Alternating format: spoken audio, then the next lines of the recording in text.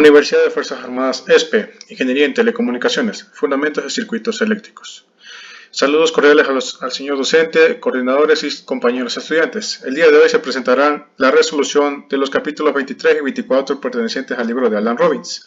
Los integrantes de este grupo son Gerson Chamba, Yardel Macas y Edwin Montenegro. Como resumen del capítulo 23, vamos a tratar ahora con transformadores, en el cual como ya habíamos tratado en el capítulo 13 acerca de un poco acerca del embobinado y de la inductancia, aquí vamos a ver una de las mejores aplicaciones, que es en transformadores, para lo cual en el libro encontraremos algunas ecuaciones que nos facilitarán el trabajo en cuanto al cálculo de voltaje de embobinados o corrientes embobinados para las dos bobinas. En cuanto al capítulo 24, nos estamos enfrentando a voltajes trifásicos, es decir, que son 3 fases, 2 fases o una fase.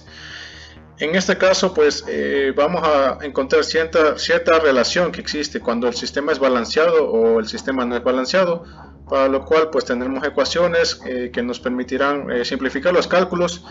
Algo que parece demasiado complejo a primera vista, puede resultar una simplificación bastante sencilla. Utilizando una de estas ecuaciones que se han presentado en pantalla y otras equivalencias que también podrán encontrar en el libro. Capítulo 23. Vamos con la resolución de 2 ejercicios característicos del capítulo 23 perteneciente a transformadores. Los inductores de la figura, el ejercicio 37. Los inductores de la figura 2382 están mutuamente acoplados. ¿Cuál es su inductancia equivalente? Si la frecuencia es 60 Hz, ¿cuál es la corriente de la fuente? Bien, para este ejercicio tenemos que tomar en cuenta que el voltaje está en corriente alterna, ¿no? Todo en estos capítulos va a ser con corriente alterna, por lo tanto hay fasores y todo el lío que hemos venido estudiando en capítulos anteriores. Bien, lo que vamos a hacer aquí es, como tenemos dos bobinas que están en paralelo y aparte este puntito indican que puede que estén en fase, tenemos una ecuación que nos permite calcular primero la inductancia equivalente y luego tratarlo al circuito como un circuito en serie simple, donde se le puede tranquilamente calcular la corriente de la fuente, como ya hemos hecho en capítulos anteriores, un circuito básico. Pero primero hay que hacer la inductancia equivalente. La inductancia equivalente, según las fórmulas del libro, nos queda de esta manera: la inductancia de la bobina 1 por la inductancia de la bobina 2 menos SM. ¿Qué significa? El M significa ese espaciamiento que tiene, ese acoplamiento, como le dice el libro, que tienen estas dos bobinas. Incluso ya nos dan de dato un valor para calcular dicho valor, que es este K igual a 0,8, con el cual ya podemos tener un factor que nos permite calcular el acoplamiento. El acoplamiento también es una fórmula, la cual está dada aquí. Es K por la raíz del producto de la bobina 1 con la bobina 2. La K vimos que vale 0,8, la bobina 1 40, la otra bobina 250, aplicamos, luego reemplazamos y finalmente sacamos el valor. No tiene ninguna complicación, aplicación de fórmulas y cálculo con calculadora. En la parte B me dice que analice por mallas este circuito. ¿Cómo lo puedo analizar por mallas? Una vez que ya está hecho un circuito equivalente, yo simplemente puedo sacar la corriente. ¿Se acuerdan? Ley de mallas. Y de esa manera sacamos la corriente total. Para el ejercicio 19 tenemos que determinar la equivalencia total. Bueno, no es el 39, es el 35 y de hecho debería ir anteriormente. Ok, simples detalles. ¿Qué tenemos que hacer en este ejercicio? Simplemente tenemos que calcular la inductancia equivalente, como lo hicimos acá, solo que acá era para 2 inductores, ahora acá hay más. Pero si nos damos cuenta, todos estos inductores están en serie. ¿Por qué? Porque no está en corto esta parte de aquí. Por lo tanto, están en serie, el uno se sigue del otro. Y el único acoplamiento que vamos a considerar es entre este L2 y L3. ¿Por qué? Porque tienen el puntito del mismo lado. Entonces podemos decir que entre estos dos va a haber un factor de acoplamiento. Entonces, haciendo el cálculo, nos sale de esta manera, ¿no?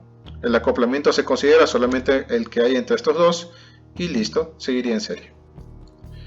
¿Listo? Eso sería todo en cuanto al capítulo 23. Ahora vamos con el capítulo 24, el capítulo de circuitos trifásicos. Aquí tenemos un claro ejemplo, he cogido los más representativos.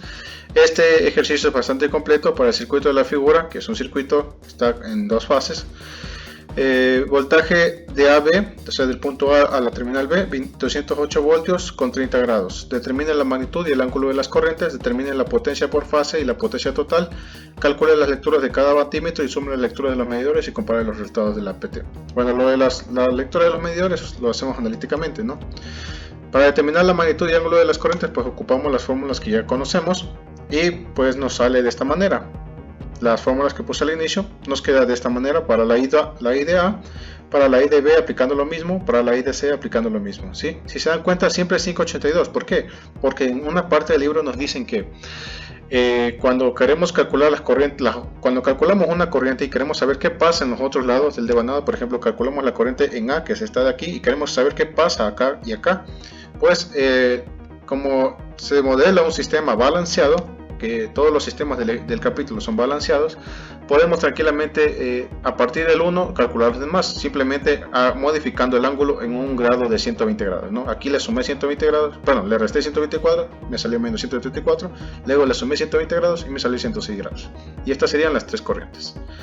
Para el literal B, en cambio, me están pidiendo determinar la potencia por fase. Para determinar la potencia por fase, yo necesito ese ángulo de fase. Y ese ángulo también está dado por una fórmula, y el cual sale de la impedancia. Si se dan cuenta, cuando yo calculo la impedancia, aquí tengo un ángulo de fase, el cual lo ocupé aquí, y pues saqué la potencia.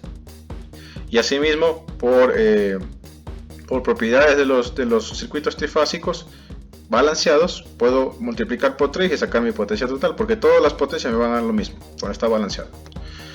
Para calcular las volturas de cada vatímetro, pues simplemente el voltaje en AN parte de la corriente o voltaje en A, ¿sí? Para lo cual yo necesito el voltaje en A. Y el voltaje en AB ya me están dando, que es el dato que me dan aquí, 208. Y ese dato fue el mismo que usamos, aquí. Y sacamos el voltaje para ese de aquí. También tenemos la impedancia, y con eso, con la impedancia y con el voltaje, pues tranquilamente podemos sacar el voltaje de los otros módulos.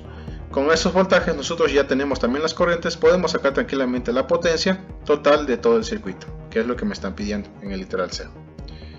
Bien, en el ejercicio 23, para la figura esta, R de AB es igual a 60 ohms, Z de BC es 80 ohms más 60, este está dado en complejos, ¿no?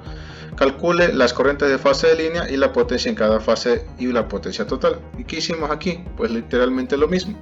Tenemos la impedancia, la corriente, el voltaje calculamos la corriente mediante la fórmula que está dado en los libros, 240 es lo que yo tenía acá, ¿sí? Aquí está, en de dato, 240 para AB, para BC y para CA me dan. Entonces con eso yo tranquilamente, simplemente es aplicación de fórmula, BA ya me dieron, RA lo saco de aquí, que es la parte compleja, y tranquilamente resuelvo, ¿no? Tanto para el IA, para el IBC y para el IAC. Luego en el literal B, la potencia en cada fase y la potencia total. ¿Cómo saco yo la potencia en cada fase y la potencia total? A ver, esperen un momento.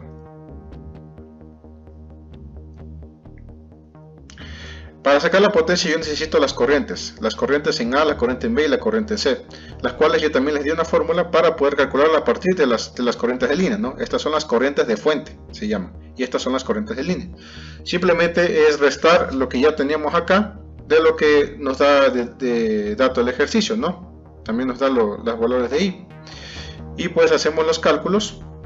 IA menos IAB menos IAC me da IA, este es IA y este es IAC, los resto y me da IA, ¿listo? Una aplicación de fórmula para los tres, solo que para restar algebraicamente no podemos hacerlo en su forma polar, tenemos que pasar a su forma cartesiana, por eso lo paso a su forma cartesiana compleja, ¿no? Parte real, parte compleja, y ahí puedes restarlos y sacar, luego otra vez transformas a polares y sacas pues tu corriente de fuente, IA, IB e IC. Con eso yo puedo sacar la potencia. ¿Sí? Con eso puedo sacar la potencia, pero antes necesito un ángulo de fase, el cual pues ya me viene dado en la impedancia de cada uno, ¿no? La impedancia que están aquí, por ejemplo, las que están aquí, junto a la corriente. Esas impedancias yo voy a utilizar, bueno, aquí está, incluso lo he calculado, ¿no? De la impedancia salen los ángulos que voy a ocupar para calcular la potencia. Una vez que tengo las tres potencias, pues calculo la potencia total. Y eso es prácticamente lo que pedían, la potencia de cada fase y la potencia total. Entonces el ejercicio ha tenido dos partes, la parte B1, la parte B2, o le he puesto aquí la parte C. Bien, como ya digo, es parte de aplicación de cada fórmula, no hay necesidad de alargarse tanto en el video porque todo es mediante las fórmulas, solo que ya saben que para estar complejos necesitan hacerlo de una forma u otra. Pero estas fórmulas ya les di al inicio del video y les servirán para realizar los cálculos y que esta guía que está puesta en pantalla pues les sirva para que puedan realizarlos correctamente. Listo, esto ha sido todo, gracias por su atención.